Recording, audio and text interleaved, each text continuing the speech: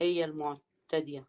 المهم رحت قلت لها شيرين، هي اسمها شيرين عبد الله، انا اعرفك، ماما نونا تعرفك، ماما نونا تعرف حد حد دخل عندكم في يوم؟ دي حقيقه، انت واختك طالعين بالفلوس، وده واضح جدا لانكم طالعين بدون سبب. حتى حوار تفاحة مع رور، اوعي تنسي ان انا كنت موجودة عند الينبوع لما تفاحة نزلت تلقح على رورو لما اختلفت مع امل. وعلى فكرة من يومها وصلني، وده فعلا حقيقي، ان امل فاهمة اللعبة ماشي وفاهمة كل حاجة. السؤال هنا، هو انا المفروض هو تفاحة شتمتني ليه؟ شيرين، هو انا شتمت تفاحة؟ الجواب لا، فلوس.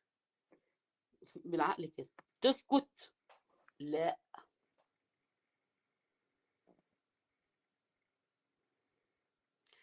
ما تسكتش. راح دخل المعلم شادي، راح قال لها انت زيزي عضتك، ماشي انت زيزي عضتك.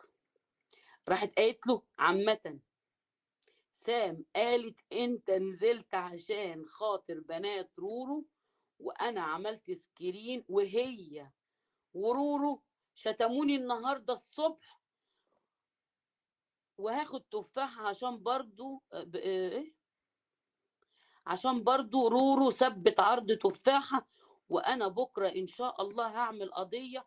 ويا ريتك كنت عرفتنا انك نازل اسكندرية، وكنا عملنا معاك مع حضرتك الواجب. لا حول ولا قوة الا بالله. يا بنتي انت كنت فوق بتدعي لي، بتنبهيني ان احنا داخلين على ايام مفترجة.